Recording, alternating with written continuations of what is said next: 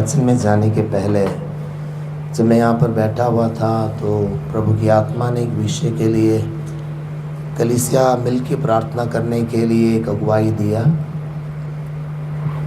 क्योंकि परमेश्वर ने हमें इस इंडिया में रखा है और एक उद्देश्य के साथ रखा है।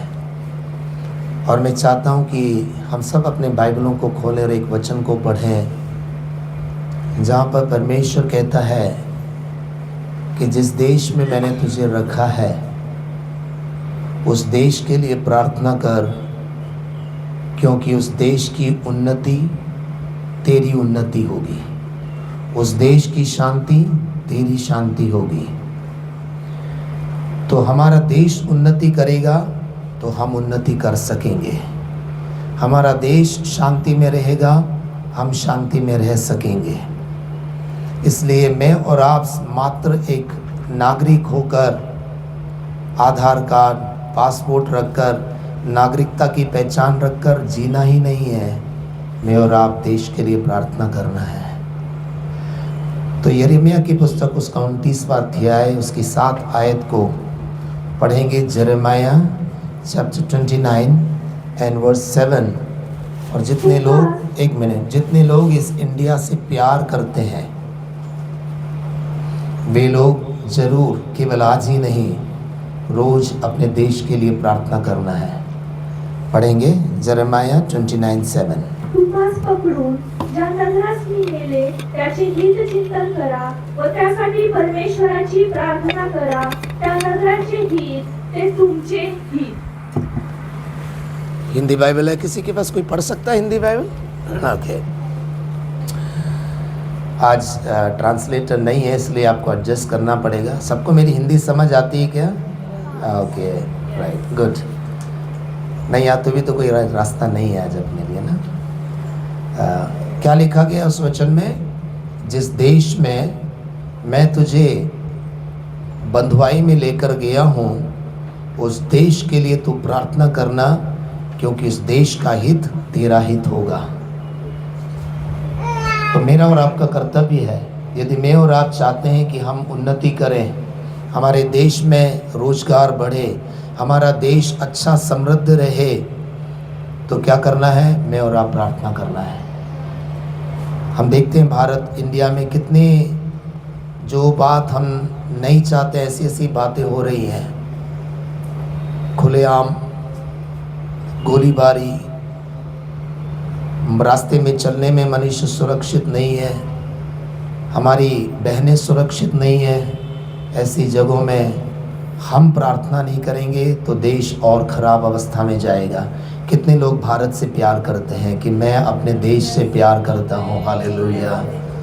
आइए हम सब अपनी आंखों को बंद करेंगे और एक क्षण के लिए हम सच्चे दिल से प्रार्थना करें। प्रभु, इस भारत देश जिसमें तूने मुझे रखा है, इस भारत देश में प्रभु तेरी शांति हो। प्रभु इस देश में आनंद हो, इस देश में तरक्की हो, इस देश में एम्प्लॉयमेंट रोज़गार हो, ताकि कोई भी बेरोज़गार होकर ना रहे। मेरे परमेश्वर, कोई भी भूखा प्यासा ना रहे, हर एक व्यक्ति सुरक्षित रहना चाहिए। सब लोग अपनी आवाज़ों को उठाएंगे, क्योंकि प्रभु ने हमें मुंह दिया है बोलने के लिए, प्रार्थना करने के लिए। मैं नहीं बोल रहा आप चिल्लाइए, पर कम से कम अपने मुंह को खोल के प्रभु के आगे प्रार्थना करिए। अपने देश के लिए सब मिल के प्रार्थना करेंगे। हालेलुया। मेरे परमेश्वर प्रभु, हम आपके चरणों में आते हैं और जिस देश में तूने हमें रखा है, तेरा वचन में सिखाता है कि उस देश के लिए प्रार्थना करना है, क्योंकि वो देश की उन्नति हमारी उन्नति होती है। मेरे परमेश्वर, मैं प्रार्थना कर रहा हूँ हमारे देश की सरकारों के लिए प्रभु, हमारे देश की केंद्र सरकार के लिए, हमारे राज्यों की राज्य सरकार के लिए प्रार्थना कर रहे हैं। आप ही प्रभु हमारे सरकारों में प्रभु मंत्री के पद पर विराजमान लोगों को तो आशीषित कर, और मेरे परमेश्वर ने स्वर्गीय ज्ञान देने के लिए, ताकि वे देश में ऐसे प्रभु विधेयकों को लेकर आए जिससे हमारे देश उन्नति कर सके, देश में शांति हो सके, देश में आनंद हो सके, देश में हर एक व्यक्ति सुरक्षित रह सके और साथ ही साथ रोजगार हो, ताकि कोई भी बेरोजगार ना रहे और कोई भी भूखा प्यासा ना रहे। मेरे परमेश्वर, हमारे देश की शांति के लिए हम एक मन से प्रार्थना कर रहे हैं। हमारी बारामती की शांति के लिए हम एक मन से प्रार्थना कर रहे हैं। इस देश और हमारे शहर के ऊपर तेरे नाम से शांति हो प्रभु। धन्यवाद करते तूने हम सबकी प्रार्थनाओं को सुना है, यीशु के नाम से आमीन आमीन। वचन की ओर हम जाएंगे।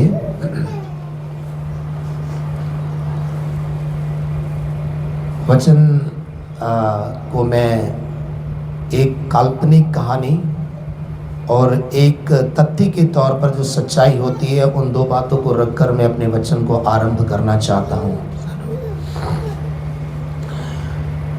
आप सबने ऊंट देखा है ना, ऊंट। ओके, एक बार एक कहानी हो सकती, पर इसमें हमें एक सीख है। एक बार एक चिड़ियाघर में एक ऊंट और उसका एक छोटा सा बच्चा था। तो ये बच्चा अपने को देखता, अपनी माँ को देखता और उस चिड़ियाघर में जितने भी जानवर थे उन सबको देखता था। और उन सबको देखने के बाद इसको लगता था कि हमारे में कुछ अलग चीज़ें हैं, और उन अलग चीज़ों की खासियत क्या है इसे जानने के लिए उसने अपनी माँ से कुछ प्रश्न किए। पहला, वो ऊँट का बच्चा अपनी माँ से बोलता है, माँ, जब मैं आपको देखता हूँ तो दूसरे जानवरों में जो नहीं है वो आप में दिखाई देता है। तो जो बातें आप में हैं, आपका बच्चा होने के कारण मेरे अंदर भी वो होंगी, पर मैं जानना चाहता हूँ कि ये क्यों है। तो सबसे पहले उसने सवाल किया, आपकी पीठ पे ऐसा छोटे से पहाड़ के समान क्या चीज़ है ये जो दूसरे जानवरों में नहीं है। तुरंत माँ कहती है कि बेटे, हम रेगिस्तान में रहने वाले जानवर हैं, और उस रेगिस्तान में क्या नहीं होता है, पानी नहीं होता है।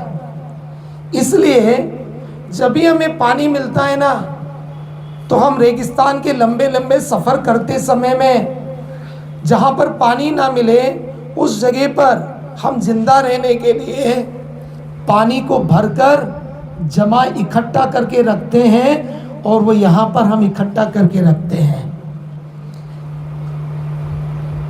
बड़ा आश्चर्य हुआ उसको। दूसरा उसने पूछा, माँ, ठीक है ये तो पानी इकट्ठा करने के लिए, पर दूसरे जानवरों की आंखों में जो आईलैशेस है ना, वो हमारी आईलैशेस से छोटी है। कारण क्या है माँ? उसने बोला, बेटे, हम रेगिस्तान जहाँ पर धूल मिट्टी बहुत होती है हम वहाँ पर रहते हैं, और उस रेगिस्तान में कभी कभी सैंडस्टॉर्म आता है, वहाँ पर धूल का तूफान आता है, और उस धूल से अपनी आँखों को बचाने के लिए उस बनाने वाले ने हमें क्या दिया है, लंबे लंबे आईलैशेस दिए हैं जो हमें धूल मिट्टी से बचाता है। बट बेटा बड़ा खुश हुआ। अगला वो पूछता है, माँ, ठीक है पीठ पर ये है पानी इकट्ठा करने के लिए, आँख में आईलैशेस से धूल मिट्टी से बचाने के लिए, पर माँ हमारे पैर है ना, उस पैर में जो हूफ है, उसको हम मराठी में क्या बोलते हैं, खुर को, खुर, वो दूसरे जानवरों से हमारे खुर बड़े भी हैं और बीच में कटा हुआ है। माँ इसका कारण क्या है? उसने बोला, बेटे हम रेत पे चलते हैं, we walk on the sand, और यदि हमारे छोटे छोटे खुर होंगे ना तो हम आसानी से उस रेत पर चल नहीं सकते हैं। उस रेत पर चलने के लिए, हम आसानी से चलने के लिए बनाने वाले ने हमारे खुरों को अन्य जानवरों से बड़ा बनाया है। बेटा ये सब सुनकर बहुत खुश हुआ और खुश होते होते साथ में उसके अंदर से एक सवाल उठकर खड़ा हुआ, माँ ये सब रखते हुए हम इस चिड़ियाघर में क्यों गए? हमें तो रेगिस्तान में रहना चाहिए ना। आज मैं आपको कुछ सच्चाइयां बताना चाहता हूं मेरे प्रियो। उस ऊंट में और उस ऊंट के बच्चे में ये सब खूबियां होते हुए भी वो चिड़ियाघर में एक दासत्व में, एक गुलामी में रह रहा है। आज मेरा और आपसे एक सवाल है, परमेश्वर ने हमको बड़ा उद्धार दिया, परमेश्वर ने अपना अभिषेक हमें दिया, परमेश्वर ने अपना अनुग्रह हमें दिया, परमेश्वर ने हमारे जीवन में वचन दिए, उसके प्रतिज्ञाएं दिए, हमें इतनी अच्छी संगति दी, पर क्या इन सब के बावजूद भी हम अपने जीवन में गुलामी में हैं क्या? दूसरी एक बात, हाथी को हम सब जानते हैं। हाथी पालने वाले लोग जब छोटे बच्चे को लेकर आते हैं, उस बच्चे को क्या करते हैं? उसके पैरों में मोटी सी जंजीर डालकर उसको किसी बड़े पेड़ के साथ बांध देते हैं। उसके पीछे एक साइकोलॉजी है। वो क्या है? जब ये हाथी बड़ा हो जाता है और उसके पश्चात उसको किसी कमजोर पेड़ के साथ, किसी कमजोर रस्सी से भी बांध दिया जाए, तो उसके मन में एक बात बनी रहती है। वो क्या? कि अभी भी मेरा पैर क्या है? मजबूत जंजीरों से बंधा हुआ है, इसलिए मैं स्वतंत्र नहीं हो सकता हूं, मैं इस पेड़ को तोड़ नहीं सकता हूं, मैं अपनी जंजीर को तोड़ नहीं सकता। एक्चुअली वो जंजीर से बंधा नहीं है, वो किससे बंधा हुआ है? एक पतली रस्सी जिसे वो आसानी से तोड़ सकता है, उससे वो बंधा रहता है। पर उसका माइंड गुलामी में है। किस गुलामी में? बचपन में जिस जंजीर से उसको मजबूत पेड़ों से बांधा गया, उसका मन आज भी उसी गुलामी में, दासत्व में है कि मैं आज भी उसी जंजीर से बंधा हुआ हूं। मेरे प्रियो, परमेश्वर ने हमको स्वतंत्र कर दिया है, पर आज भी कई ऐसे लोग हैं जो मन में दासत्व में होने के कारण प्रभु यीशु मसीह ने क्रूस की मृत्यु के द्वारा उन्हें स्वतंत्र किया है, फिर भी आज भी वे व्यवस्थाओं की गुलामी में जीवन व्यतीत कर रहे हैं। मेरी बात समझ आ रही है आपको? उसको वो करने दीजिए, वो करेगा। आप देखे नहीं देखे वहां कुछ नहीं होने वाला है। आप इधर ध्यान दीजिए। आपका कान, आपकी आंखें मेरी ओर लगी रहें ताकि यह वचन को सही तरीके से समझ सकें। ठीक है? मैंने आपको दो बातें बताई, एक ऊंट का और एक हाथी का। मेरे प्रियो, आज इस वचन के द्वारा मैं आपको स्वतंत्रता के बारे में समझाना चाहता हूं। कल हम सब लोगों ने, हमारे पूरे देश ने क्या मनाया? इंडिपेंडेंस डे, स्वतंत्रता दिवस। हम लोग बोलते हैं, समाचारों में हम सुनते हैं कि भारत ने बड़े धूमधाम के साथ अपने स्वतंत्रता का 80वां वर्षगांठ मना लिया, 80th एनिवर्सरी मना लिया। पर मैं आपसे पूछना चाहता हूं कि यही भारत देश जिसमें हम रह रहे हैं, जिसमें हम 80वां वर्षगांठ कल मना चुके हैं, हम में से कितने लोगों ने बड़े धूमधाम से उसको मनाया? हमारे लिए कल भी वैसा ही था जैसे परसों का दिन था। हम में से किसी ने कोई मिठाइयां नहीं बांटी होंगी, हम में से कल किसी ने कोई नए कपड़े नहीं पहने होंगे, हम में से कोई सड़क पर उतरकर हमने कोई जय घोष नहीं किया होगा कि मेरा देश 80 साल पहले आजाद हो गया। उन सब बातों को छोड़िए, अपने घरों में रहकर भी कल का दिन हमारे लिए अन्य सभी दिनों के समान ही रहा होगा। Am I right? सही है या गलत है? दिल्ली में और बड़े बड़े संस्थानों में बड़े धूमधाम से मनाया गया होगा। पर मेरे प्रियो, मैं आपको बताना चाहता हूं उसका रीजन क्या है कि आज जिस स्वतंत्र देश में हम रह रहे हैं और इस देश को उस ब्रिटिश साम्राज्य से, एक्चुअली ब्रिटिश साम्राज्य कोई क्रूर साम्राज्य नहीं था। वो ब्रिटिश लोगों ने, हम आज हमारा देश इस अवस्था में है तो उसके लिए उन्होंने बहुत कुछ किया है। उनके द्वारा ही रेलवे लाइन आए, उनके द्वारा ही अच्छी शिक्षाएं आए, उनके द्वारा ही हमारा समाज सुधरा है। इसके बावजूद भी उस ब्रिटिश के गुलामी से हमारा देश जब आजाद हुआ तो हम स्वतंत्र भारत हो गए। और पर समस्या क्या है मालूम है? हमारे स्वतंत्रता सेनानियों ने हमें और इस देश को स्वतंत्र करने के लिए जो भूमिकाएं अदा की थी ना, उसकी जानकारियां धीरे धीरे धीरे लोगों के जीवन में कम होती गई। इसलिए हमारे लिए स्वतंत्रता दिवस भी अन्य सभी दिनों के समान ही कैजुअल रहा है। हमारे जीवन में कोई अन्य खुशी नहीं आई है। इसी बात को मैं आत्मिक तौर पर बताना चाहता हूं।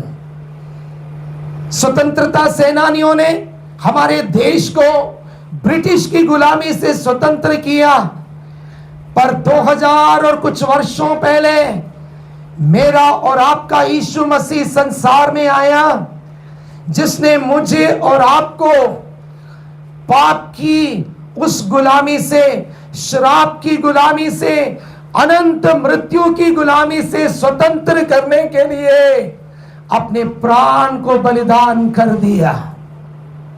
पर आज दुख की बात क्या है मालूम है? जैसे हमारे देश की स्वतंत्रता के लिए स्वतंत्रता सेनानियों ने अपने प्राण की जो कुर्बानी की, उन्होंने जो दुख उठाए, उसे हम लोग धीरे धीरे भूलते गए। उसी प्रकार क्रूस की उस मृत्यु को भी कलीसिया धीरे धीरे भूलती जा रही है। आज आप कलीसियाओं में देखिए, कलीसियाओं में क्रूस का प्रचार कम हो गया है। पर संत पौलुस कहता है, हम क्रूस पर चढ़ाए गए मसीह का प्रचार करते हैं। इधर एक वचन आप देख रहे होंगे, वी प्रीच क्राइस्ट क्रूसिफाइड। मैं अपने व्यक्तिगत तौर पर कहना चाहता हूं, जिन कलीसियाओं में हमारे माँ बाप रहे, जिन कलीसियाओं में हमारा जन्म हुआ, वहां पर भी कलीसियाओं ने हमें कई व्यवस्थाएं सिखाए, पर मेरे प्रियो, क्रूस का जो सही प्रकाशन दिया जाना चाहिए था, वो कलीसियाओं में दिया नहीं गया, जिसके कारण आज क्रूस की मृत्यु की गंभीरता को हम भूल गए। बेशक हम लोग महीने में एक बार प्रभु भोज मनाते हैं, पर उस प्रभु भोज को भी हम लोग कैजुअल बनाने लगे हैं। हमारे जीवन में उस प्रभु भोज को मनाते समय एक आनंद की अनुभूति नहीं होती है, एक उत्साह नहीं होता है, एक उमंग नहीं होता है। कारण क्या है मालूम है? कलीसियाओं में क्रूस का प्रचार कम होने लगा है। लोग भी सुनना पसंद नहीं करते हैं और प्रचारक उसे करना पसंद नहीं करते हैं, क्योंकि लोग उसे सुनना पसंद नहीं करते हैं। जैसे क्रूस का प्रचार शुरू हो जाता है, लोग स्लीपिंग मोड में चले जाते हैं। इसलिए क्रूस का प्रचार कम होता जा रहा है। पर मेरे प्रियो, व्यवस्था विवरण में मूसा इस्राएल के लोगों को एक सलाह दे रहा है। क्या सलाह देता है? जब तुम्हारे बच्चे लोग पूछेंगे ये पर्व किस लिए मनाया जाता है, उस समय में तुम जवाब देने के लिए सारी बातें उनको उठते बैठते खाना खाते वक्त तुम उन्हें समझाना है। आज यदि हमारे बच्चे लोग उद्धार के बारे में जान नहीं पा रहे हैं, उसका महत्वपूर्ण कारण मैं और आप माता पिता हैं, जो अपने बच्चों को अपने यीशु के क्रूस की मृत्यु का सही ज्ञान हम दे नहीं रहे हैं। मैं चाहता हूं एक वचन आप पढ़ेंगे, व्यवस्था विवरण की पुस्तक, उसका 5वां अध्याय होगा। वहां पर मूसा इस्राएल के लोगों को आदेश दे रहा है। किनको? माता पिताओं को आदेश दे रहा है कि तुम क्या करो, आने वाली पीढ़ियां इन बातों को भूल ना जाने के लिए तुम इन बातों को बताते रहना है। व्यवस्था विवरण Book of Deuteronomy chapter 5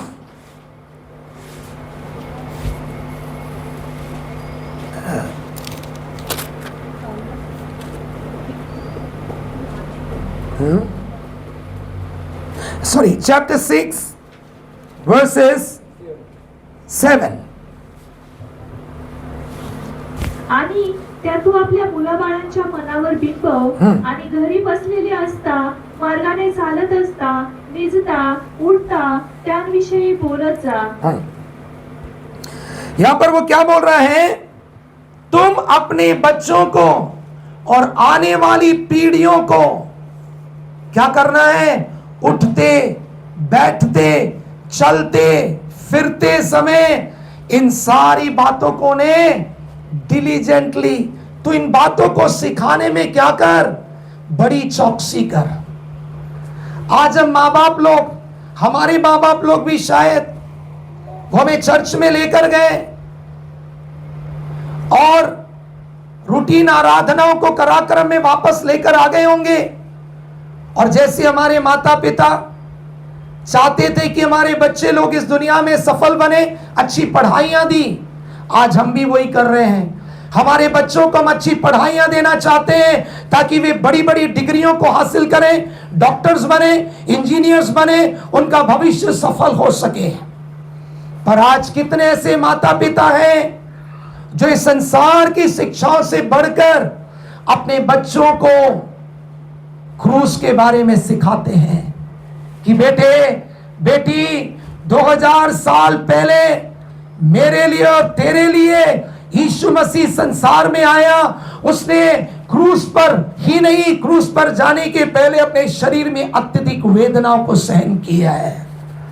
यदि अभी तक हम उस जिम्मेदारी में विश्वासियों की नहीं रह सके हैं, तो आज मैं और आप एक निर्णय, माता पिता और एक होकर एक निर्णय लें कि आने वाले दिनों में हम, आने वाली पीढ़ियां क्रूस और क्रूस की मृत्यु के बारे में भूल न जाने के लिए समय समय पर उन्हें सिखाएंगे यीशु कौन है, यीशु क्रूस पर क्यों बलिदान हुआ है, यीशु ने संसार में रहते समय मेरे और आपके पापों की मुक्ति के लिए अपने शरीर में कितनी वेदनाओं को सहन किया है. ये सारी बातें मैं और आप सिखाना बहुत जरूरी है ताकि जब वे बड़े हो जाएं, वे भूल न जाएं और वे आने वाली पीढ़ियों को ये ज्ञान दे सके. प्रभु मुझे और आपको अनुग्रह दे कि हम आने वाली पीढ़ियों को क्रूस का प्रचार सुना सकें. पौलुस कहता है, मैं कुछ और नहीं, क्रूस और क्रूस पर मरे हुए यीशु का ही प्रचार करता हूं. आगे बढ़ेंगे हम. जैसे मैंने कहा, हमारा देश स्वतंत्र हुआ और यहां पर बैठे हुए कितने लोग हैं जो आज कह सकते हैं यीशु मसीह ने मुझे पाप के दासत्व से स्वतंत्र किया है. केवल वे अपने हाथों को उठाकर प्रभु का धन्यवाद करते हुए उसकी महिमा करेंगे जो कहते हैं, प्रभु ने मुझे पाप के दासत्व से, शराब के दासत्व से स्वतंत्र किया है. वे अपने हाथों को उठा के प्रभु का धन्यवाद करें. Hallelujah, hallelujah, hallelujah, hallelujah, hallelujah.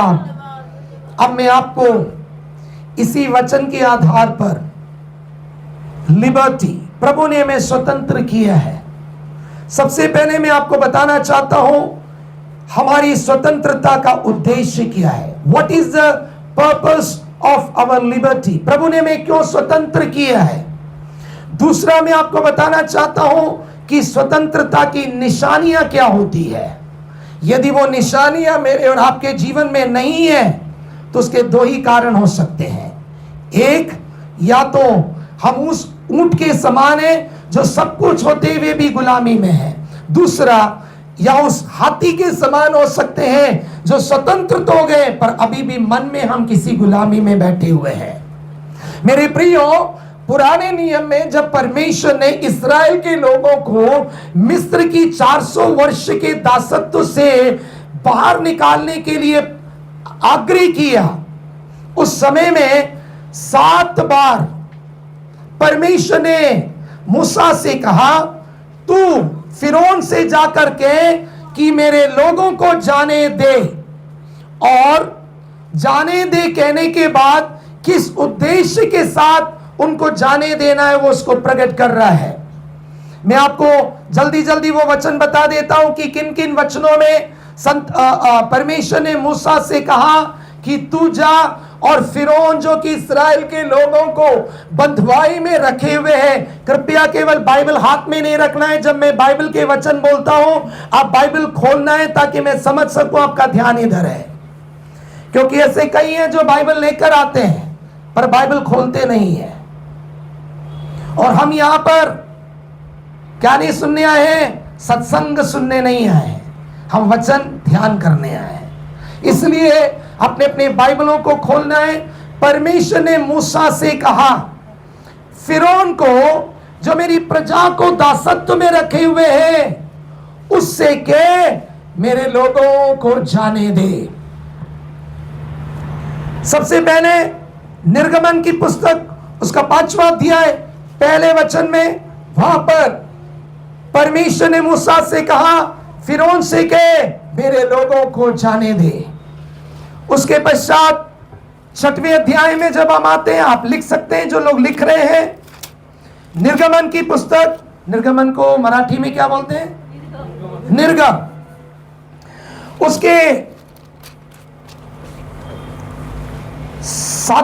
7वें अध्याय में जब हम आते हैं वहां पर परमेश्वर इस्राएल के लोगों के लिए कह रहा है कि मेरे लोगों को जाने दे।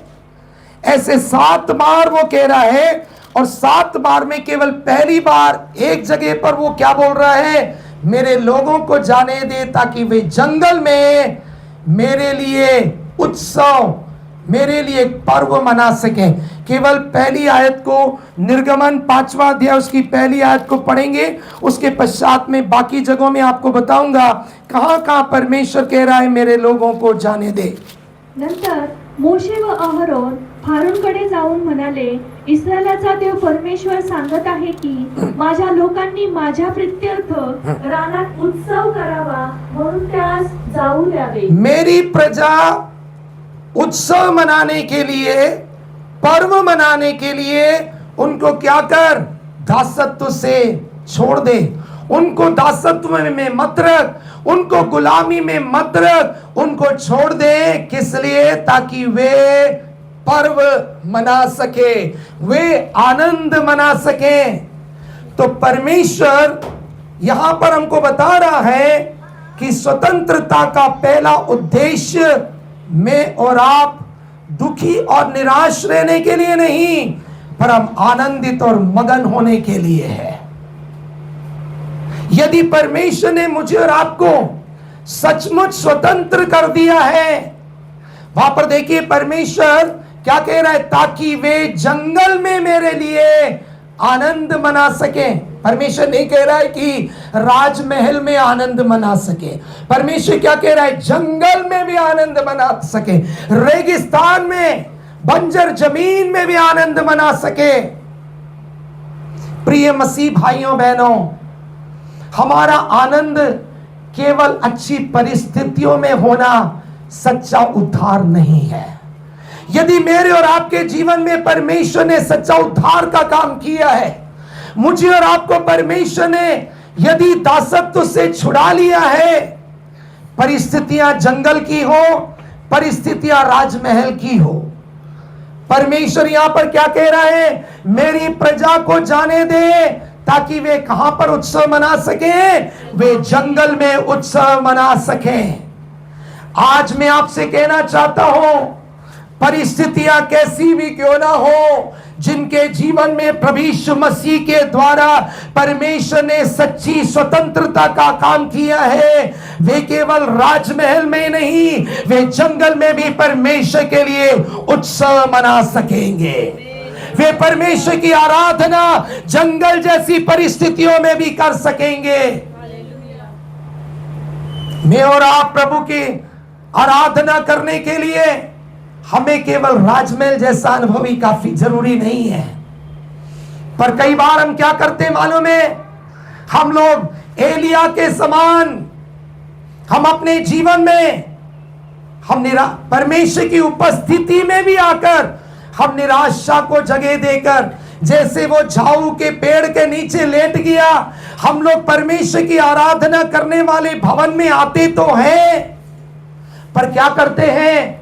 जीवन में कई जंगल जैसे अनुभव होने के कारण हम उस जंगल जैसे अनुभव में हम प्रभु की उपस्थिति में आनंदित नहीं हो पाते हैं। पर आज मैं आपको बताना चाहता हूं, यदि प्रभु ने मेरे और आपके जीवन में सच्चे स्वतंत्रता का काम, सच्चे उद्धार का काम किया है, तो सबसे पहले कहां आनंद मनाने के लिए? जंगल में आनंद मनाने के लिए। परिस्थितियां कैसी भी क्यों ना हो, मुझे और आपको समझना है, प्रभु ने मुझे पाप से स्वतंत्र किया है और मैं जंगल जैसी परिस्थितियों में भी आनंद मनाऊंगा। दूसरा, परमेश्वर हमें किस लिए स्वतंत्र कर रहा है? दोबारा आएंगे। अब अगले 5-6 जगहों में परमेश्वर मूसा से जब कहता है कि फिरौन से कहे कि मेरे लोगों को जाने दे, तो इन 6 बार वो कह रहा है ताकि लोग मेरी आराधना या मेरी सेवा कर सकें। प्रियो, परमेश्वर ने हमें स्वतंत्र किया है केवल क्रिश्चियनिटी का टैग रखने के लिए नहीं, क्रिश्चियनिटी का लेबल रखने के लिए नहीं, क्रिश्चियनिटी का लेबल रखकर चर्च में आने के लिए नहीं, पर प्रभु ने मुझे और आपको स्वतंत्र किया है। पहला, जंगल में भी आनंद मनाने के लिए, विपरीत परिस्थितियों में भी आनंद मनाने के लिए। उसके बाद 6 बार देखिए, निर्गमन की पुस्तक उसकी 8वें अध्याय की पहली आयत में वो कह रहा है, मेरे लोगों को जाने दे ताकि वो मेरी सेवा कर सके, मेरी उपासना कर सके। केवल उस वचन को पढ़िए, बाकी मैं आपको रेफरेंस देता जाऊंगा। परमेश्वर मोशेस म्हणाला, फारोकडे जाऊन त्यास सांग, परमेश्वर असे म्हणतो की माझ्या लोकांनी माझी सेवा करावी म्हणून त्यास जाऊ द्यावे। मेरे लोगों को मेरी सेवा करने के लिए उनको स्वतंत्र कर दे, पहला। दूसरी बार निर्गमन 7वें अध्याय की 16वीं आयत में पढ़ लेना, मैं आपको अभी वो वचन पढ़ाना नहीं चाहता हूं। निर्गम 7:16 में दोबारा परमेश्वर ने किससे? मूसा से कहा, फिरौन से कहे मेरे लोगों को जाने दे ताकि वे मेरी सेवा करें। तीसरी बार उसी निर्गम 8वें अध्याय में उसकी 20वीं आयत में परमेश्वर कह रहा है, एक्सोडस 8:20 में कह रहा है, मेरे लोगों को जाने दे ताकि मेरे लोग मेरी सेवा कर सके। चौथी बार फिर परमेश्वर 9वें अध्याय की पहली आयत में चैप्टर 9 वर्स 1 में कह रहा है, मेरे लोगों को जाने दे ताकि वे मेरी सेवा करें। उसी 9वें अध्याय की 13वीं आयत में परमेश्वर 5वीं बार कह रहा है, मेरे लोगों को जाने दे ताकि वे मेरी सेवा कर सके। कितने बार हो गए? 5 बार, टोटल 6 बार। क्योंकि पहले हमने एक वचन पढ़ा निर्गम 5:1 में, जहां पर परमेश्वर ने कहा मेरे लोगों को जाने दे ताकि वे जंगल में मेरे लिए उत्सव मना सके। उसके बाद हमने 5 देखा। एक और निर्गम 10वां अध्याय उसकी 11वीं उसके 3री आयत में परमेश्वर ने मूसा से कहा, निर्गम 10 उसका 3रा वचन, एक्सोडस चैप्टर 10 वर्स 3 में परमेश्वर दोबारा कह रहा है, 6वीं बार क्या कह रहा है? मेरे लोगों को जाने दे ताकि वे मेरी सेवा कर सकें। मेरे प्रियो, परमेश्वर ने मुझे और आपको पाप के बंधुआई से, शराब की बंधुआई से, अनंत मृत्यु की बंधुआई से स्वतंत्र करने के पीछे उद्देश्य है।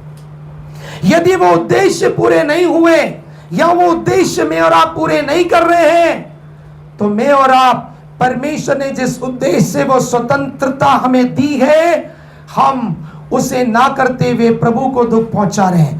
पहले वचन, पहले हमने देखा परमेश्वर ने मूसा से कहा, इस्राएल फिरौन से कहे मेरे लोगों को स्वतंत्र कर ताकि वे मेरे लिए उत्सव मनाएं। उसके बाद 6 बार परमेश्वर ने मूसा से कहा, फिरौन से कहे कि मेरे लोगों को छोड़ दे ताकि वे मेरी सेवा कर सकें। प्रभु ने मुझे और आपको 2 महत्वपूर्ण उद्देश्य से स्वतंत्र किया है। पहला, हम प्रभु में हर परिस्थिति में, हर जगह में हम उत्सव मनाने के लिए, आनंदित और मगन होने के लिए हमें गीत गाते हैं, कुछ मिले या ना मिले क्या करेंगे? पैसेज उसका अगला शब्द क्या है? कुछ मिले या ना मिले प्रभु की स्तुति। हम गाते जरूर हैं पर हम करते नहीं है। क्या गा रहे हैं हम? कुछ मिले या ना मिले, चाहे वो जंगल हो जहां पर कुछ ना मिले, चाहे वो राजमहल हो जहां पर हमें सब कुछ मिले, राजमहल हो या जंगल हो, परमेश्वर ने मुझे उद्धार दिया है क्योंकि ताकि मैं आनंदित और मगन रह सकूं। आगे वो कह रहा है कि मेरी लोग मेरी सेवा करने के लिए। सेवा करने का मतलब क्या है? कई बार हम सेवा शब्द को गलत ले लेते हैं। हम सोचते सेवा केवल पास्टरों की जिम्मेदारी है। नहीं, हम सबको परमेश्वर ने स्वतंत्र किया है। किसके लिए? हम सेवा करने के लिए। और हम सेवा करते हैं। हमारी प्रार्थना एक सेवा होती है, हमारी गवाही एक सेवा होती है, हम दूसरों को सुसमाचार सुनाते हैं वो एक सेवा होती है, हम गीत गाते हैं वो एक सेवा होती है, हम प्रचार करते हैं वो एक सेवा होती है। सब कुछ सेवा होती है। पर यदि मैं और आप सेवा नहीं कर रहे हैं तो मैं आज आपको बताना चाहता हूं, या तो आप स्वतंत्र नहीं हुए या फिर आप स्वतंत्र होने के बावजूद भी आप दासत्व के अनुभव में दिखाई दे रहे हैं। अब सवाल उठता है सेवा कैसे करना है? सब प्रकार की सेवाओं को प्रभु ग्रहण नहीं करता है, चाहे वो प्रार्थना हो, चाहे वो आराधना हो, चाहे वो गवाही हो, चाहे वो प्रचार हो। हर प्रकार की सेवा प्रभु ग्रहण नहीं करता है।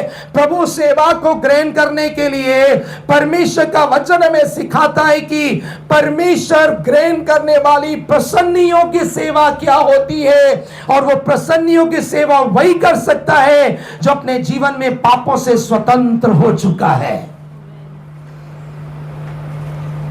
इब्रानियों की पत्री 12वें अध्याय की 28वीं आयत में, इब्री 12:28 में लिखा गया है, परमेश्वर ने हमें एक ना हिलने वाला राज्य दिया, इसलिए हम उस अनुग्रह को अपने हाथों से जाने ना दें, जिसके द्वारा हम परमेश्वर के लिए भय और भक्ति की आराधना कर सके, जिससे परमेश्वर प्रसन्न होता है।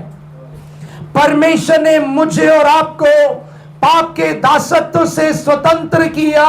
किस लिए? सेवा करने के लिए, किसी भी प्रकार की सेवा करने के लिए नहीं। मेरे प्रियो, मेरी और आपकी सेवकाई परमेश्वर प्रसन्न होकर यदि उसको स्वीकार करना है तो क्या जरूरी है? सेवा में भय और भक्ति जरूरी होती है। पढ़ेंगे जल्दी उस वचन को, इब्रानियों 12:28। म्हणून न हलविता येणारे राज्य आपल्याला मिळत असल्या कारणाने आपण उपकार मानू, जेणेकरून देवाला संतोषकारक होईल अशी त्याची सेवा आदर व भय धरून करू। हम प्रभु की सेवा कैसे करना है? आदर के साथ और भय के साथ हम प्रभु की सेवकाइयां करना है। और वैसी सेवाओं को ही परमेश्वर क्या करता है? ग्रहण करता है। अब भय और आदर, इन दोनों सेवाओं को, इनके दो अलग अलग पहलू हैं, पर दोनों को मैं एक ही उसमें लेकर आ रहा हूं। सेवाओं को दो तरीके से किया जा सकता है, एक पुत्र के समान सेवा और एक मजदूर के समान सेवा। परमेश्वर आग्रह करता है मैं और आप पुत्र के समान सेवा करना है। पुत्र के समान सेवा, जब हम मलाकी की पुस्तक उसके 3रे अध्याय में आते मेरे प्रियो, वहां पर भय और आदर की सेवा के बारे में कहा गया है। परमेश्वर कह रहा है कि सबसे पहले जो मेरी आराधना करने के लिए आते हैं उनके अंदर एक समझ कि मैं राजाधिराज हूं, मैं साधारण मनुष्य नहीं हूं। आज हमारी सोच क्या है?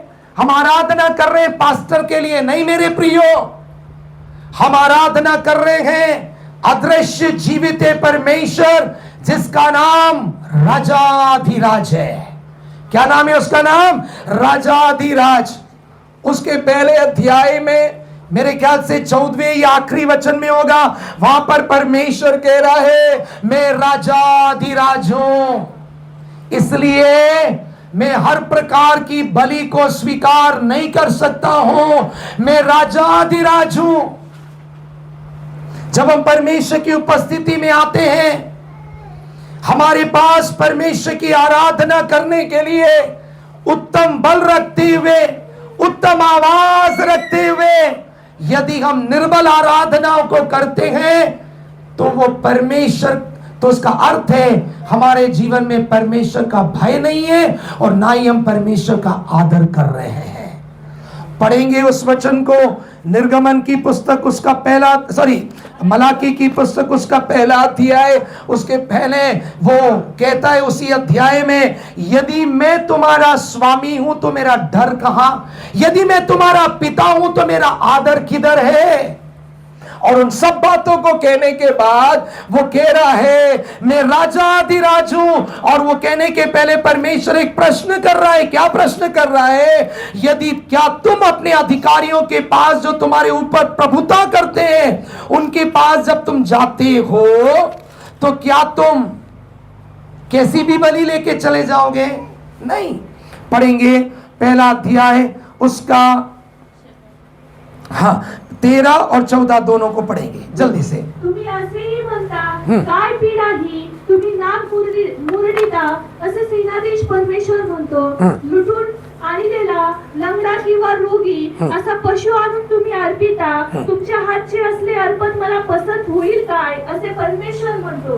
आपल्या पास नर असून त्याचा नवस केल्यावर, अपने पास नर पशु रखते हुए, कहने का मतलब अपने पास बलवान पशु रखते हुए, कोणी सदोष पशुचा यज्ञ करीतो, यदि कोई कमजोर पशु को दे दे, असा फसविणारा शापित असो।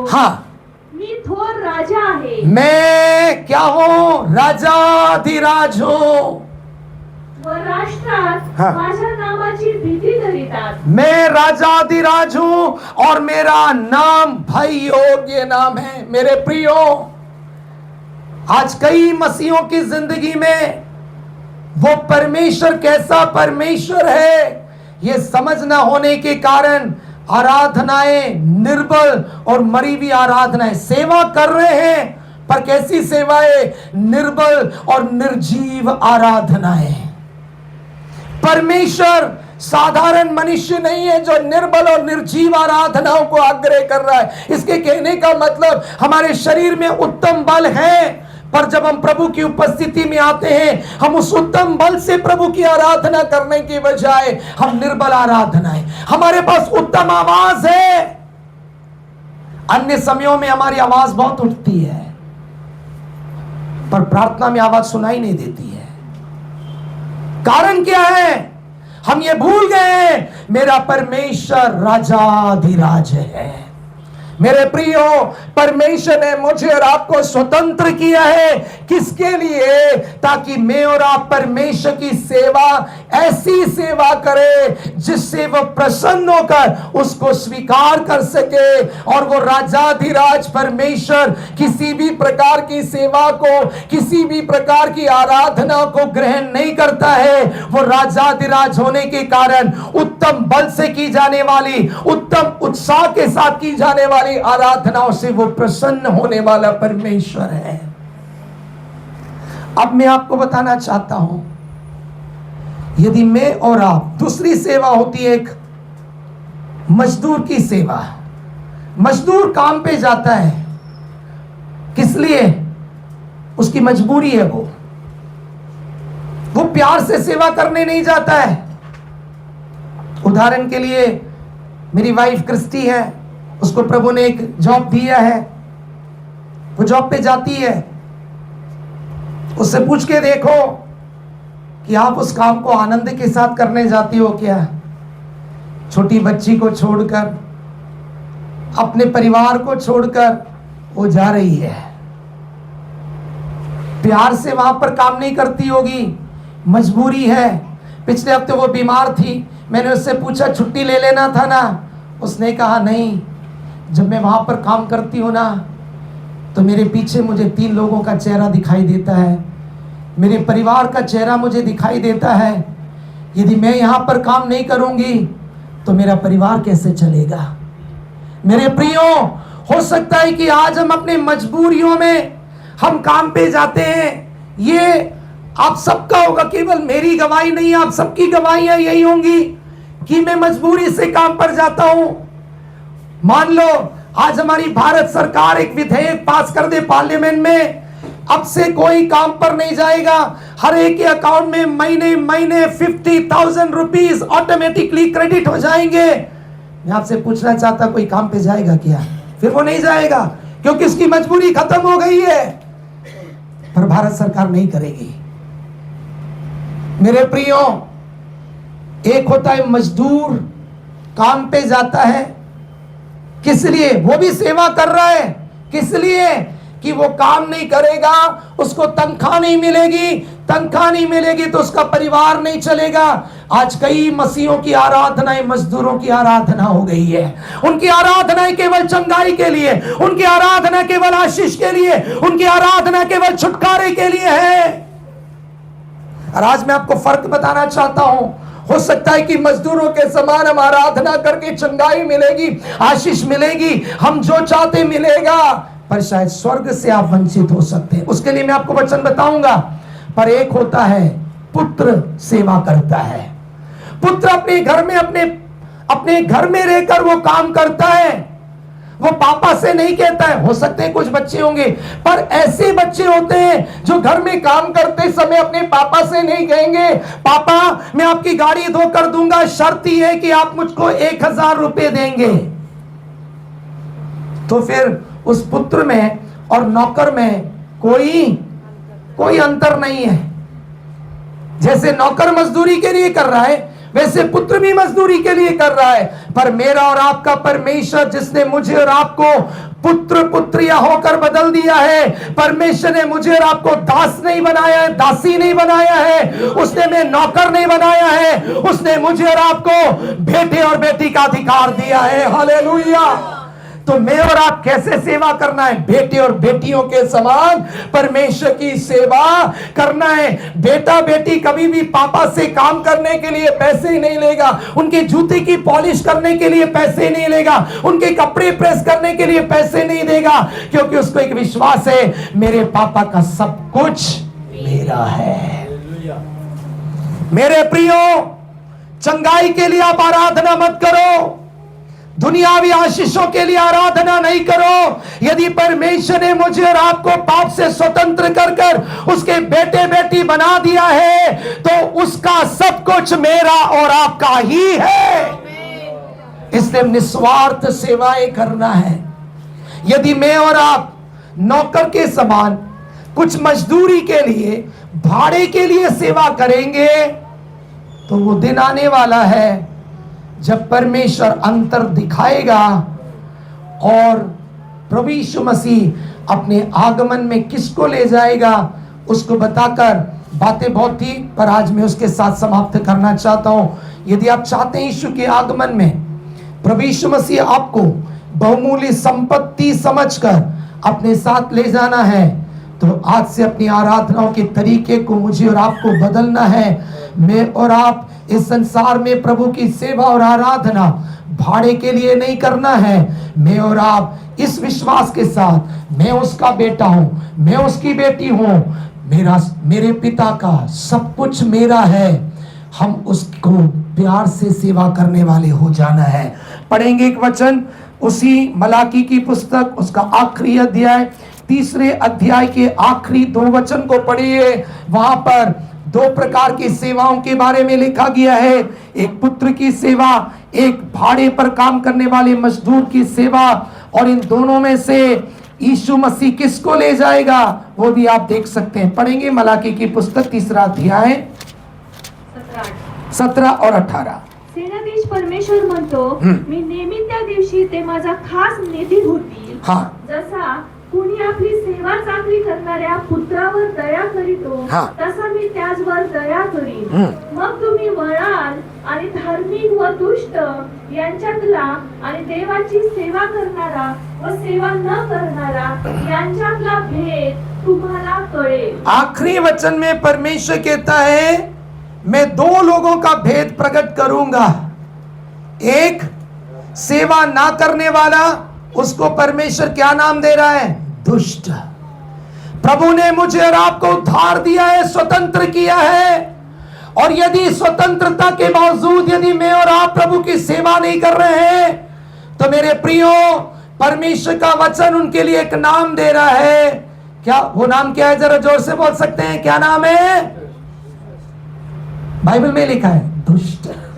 क्या नाम दिया है? दुष्ट। मैं और आप दुष्ट होने के लिए प्रभु ने उद्धार नहीं दिया है। और आगे वो क्या कह रहा है? वो जो मेरी सेवा करता है उसको प्रभु नाम दे रहा है, धर्मी नाम दे रहा है।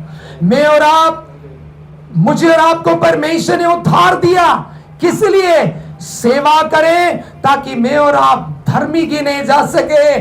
यदि मैं और आप उद्धार पाने के बाद यदि हम सेवा नहीं कर रहे हैं, हमारे अंदर प्रार्थना जीवन नहीं है, हमें संगति करने का अनुभव नहीं है, हमें आराधना करने का अनुभव नहीं है, मैं नहीं, वचन कह रहा है, ऐसे लोगों को परमेश्वर का वचन नाम दे रहा है, वे दुष्ट लोग होते हैं।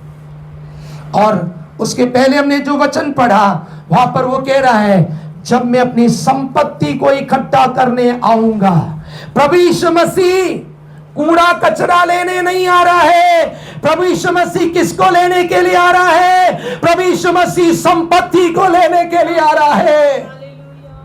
प्रभु यीशु मसीह नगर परिषद का वो गार्बेज वैन नहीं है जो ये गीत गाकर आता है, स्वच्छ आमची बारामती, सुंदर आमची बारामती। हमारा प्रभु यीशु मसीह कौन है? राजाओं का राजा, प्रभुओं का प्रभु, जो इस सारे संसार में राज्य करने जा रहा है। हालेलुया। और वह यीशु आने वाला है किसको लेने के लिए? कूड़ा कचरा बीनने के लिए नहीं आ रहा है। यीशु मसीह किसको लेने के लिए आ रहा है? कलीसिया में संपत्तियां हैं और मैं और आप वो संपत्ति बनना है।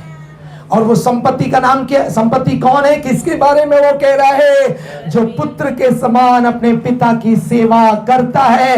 कहने का मतलब, जो भाड़े के लिए मजबूरी में सेवा नहीं करता, जो मजबूरी में चर्च अटेंड नहीं करता, जो मजबूरी में प्रार्थना नहीं करता, जो मजबूरी में आराधना नहीं करता, पर जो प्रेम से मेरी आराधना करता है, वो मेरी संपत्ति है और उसको लेने के लिए मैं आ रहा हूं। हालेलुया। मेरे प्रियो, परमेश्वर दासों को लेने नहीं, सेवकों को लेने नहीं, प्रभु पुत्रों को लेने आ रहा है। क्योंकि बाइबल में एक वचन है, सेवक हमेशा घर में नहीं रहेंगे, पुत्र सदा घर में रहेगा। मैं और आप वो पुत्र रहना है जो उस पिता परमेश्वर के नित्य घर जो स्वर्ग है उसमें सदा रह सके। आखिरी एक वचन को पढ़कर हम समाप्त करने जा रहे हैं। वो वचन कहता है, सेवक या नौकर सदा घर में नहीं रहेगा, पुत्र सदा घर में रहेगा।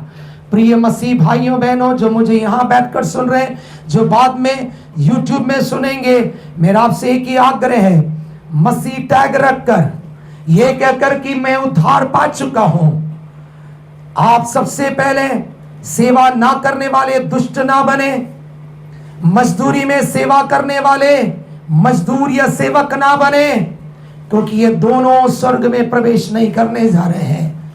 पर पुत्र बनिए, प्यार से प्रभु की सेवा करिए, क्योंकि पुत्र सदा घर में रहेगा।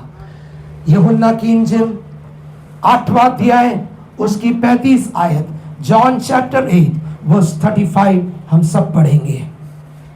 John chapter 8 verse 35।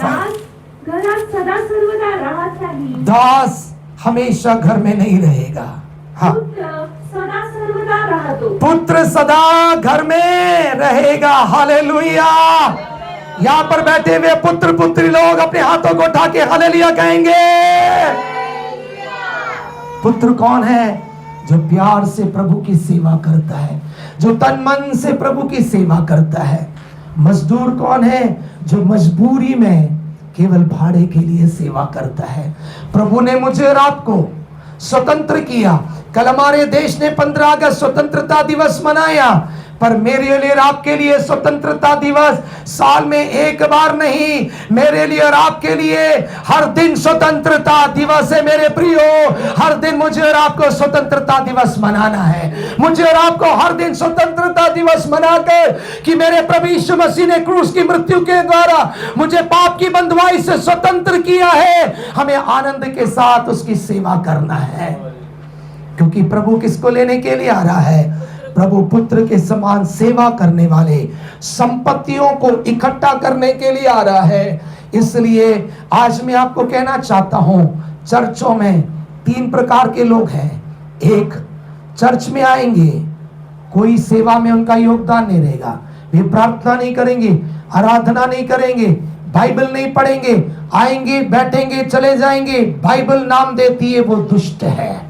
दूसरा, आएंगे मजबूरी में आराधना करेंगे, मजबूरी में प्रार्थना करेंगे, चंगाई के लिए आराधना करेंगे, आशीष के लिए आराधना करेंगे, और बाइबल उनको नाम देती है वो दास लोग हैं। और तीसरा एक झुंड है, वो बेशक छोटा होगा, जो पुत्र के समान सेवा करते हैं, जो प्यार से सेवा करते हैं, जो मजबूरी में नहीं, पास्टर बोलने पर वो आराधना नहीं करेंगे। कोई बोले या ना बोले हालेलुया, कोई बोले या ना बोले हालेलुया, हालेलुया। ऐसे लोगों को परमेश्वर नाम देता है, ये मेरा पुत्र, ये मेरी पुत्री है, ये मेरी संपत्ति है, ये मेरे साथ स्वर्ग उस घर में सदा रहने के लिए योग्य है। आइए हम अपनी आंखों को बंद करेंगे। मेरे प्रिय, आज कितने लोग कह रहे हैं प्रभु ने मुझको स्वतंत्र किया है? किस लिए स्वतंत्र किया है? पहले, जंगल में हम उत्सव मनाने के लिए। दूसरा, प्रभु ने हमें स्वतंत्र किया है हम उसकी सेवा करने के लिए। आइए हम अपनी आंखों को बंद करें और प्रभु से कहें, प्रभु तू मुझ पर ऐसा अनुग्रह कर कि मैं ऐसी सेवा करूं कि मैं तेरा पुत्र पुत्री कहला सकूं और मैं सदा तेरे घर में रहने के योग्य बन सकूं। जो लोग परमेश्वर से ऐसी सेवा करने के लिए अनुग्रह पाना चाहते हैं, केवल वे अपने स्थानों में वचन के लिए समर्पित होकर खड़े हो सकते हैं। और हम अपने आपको समर्पित करते हुए अपने हृदय को खोलकर मेरे परमेश्वर, मेरे प्रियो, प्रभु से कहिए, प्रभु तेरी सेवा करने के लिए, प्रभु तेरे लिए प्रसन्नियों की सेवा करने के लिए, पुत्र के समान निस्वार्थ सेवा करने के लिए, कुछ मिले या ना मिले पर मैं तेरी सेवा करूंगा, मैं तन मन से तेरी सेवा करूंगा, मैं अपने पूरे बल से तेरी सेवा करूंगा। हालेलुया। इस प्रकार का अनुग्रह पाने के लिए क्या यदि प्रभु ने आपको प्रेरणा दी, अपना मुंह खोल के आप प्रभु से कहिए, प्रभु मुझे अनुग्रह दे, प्रभु मुझ पर ऐसी दया होने दे कि मैं ऐसी सेवा करूं जिससे तू प्रसन्न हो जाए। हालेलुया, ओ हालेलुया, हालेलुया। तेरा धन्यवाद हो मेरे परमेश्वर। हालेलुया, तेरा धन्यवाद, तेरा धन्यवाद। Hallelujah, hallelujah, hallelujah. धन्यवाद के साथ स्तुति गाऊंगा, है यीशु मेरे खुदा, उपकार तेरे बेशुमार, कोटि कोटि स्तुति। धन्यवाद, धन्यवाद के साथ स्तुति गाऊंगा, है यीशु मेरे खुदा, उपकार तेरे हैं बेशुमार, कोटि कोटि स्तुति। धन्यवाद, तू है सच्चा जिंदा खुदा, तुझ पर ही भरोसा मेरा,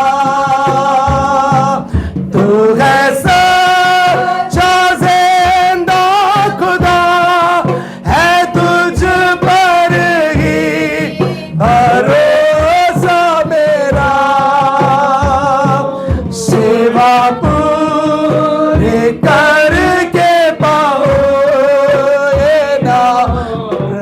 प्रभु है साधु वरदान, सेवा पूरी कर दे पाओ, इनाम प्रभु है साधु वरदान। हाँ मेरे प्रियो, वही सच्चा और जिंदा खुदा है जिसने मुझे और आपको स्वतंत्र किया ताकि हम जंगल जैसे अनुभव में भी हम उत्सव मना सकें और दूसरा हम सेवा कर सकें। प्रभु हम सब पर दया करे, ऐसा अनुग्रह दे ताकि मैं और आप ऐसी सेवा करें जो परमेश्वर के लिए ग्रहण योग्य, प्रसन्न योग्य हो, और वो प्रभु हमारी सेवाओं को देखकर कह सके इसने पुत्र के समान मेरी सेवा की है, इसलिए ये मेरी संपत्ति है, मैं इसको अपने साथ लेकर जाऊंगा। प्रभु हम सबको अनुग्रह देने के लिए अपनी आत्मा, प्राण, शरीर को परमेश्वर और परमेश्वर के अनुग्रह के वचन के हाथों में देते हुए आए हम प्रभु का धन्यवाद करेंगे। धन्यवाद धन्यवाद धन्यवाद, हालेलुया हालेलुया हालेलुया। मैं आग्रह करूंगा पास्टर कस्बे जी आगे आएंगे, वे अंतिम प्रार्थना करेंगे और बेनेडिक्शन के साथ हमारी सेवकाई को समाप्त करेंगे। आपले डोळे आपण बंद करूया धन्यवाद आणि आपण त्या परमेश्वराकडे आपले लक्ष देऊया। Oh yes Jesus. Hallelujah.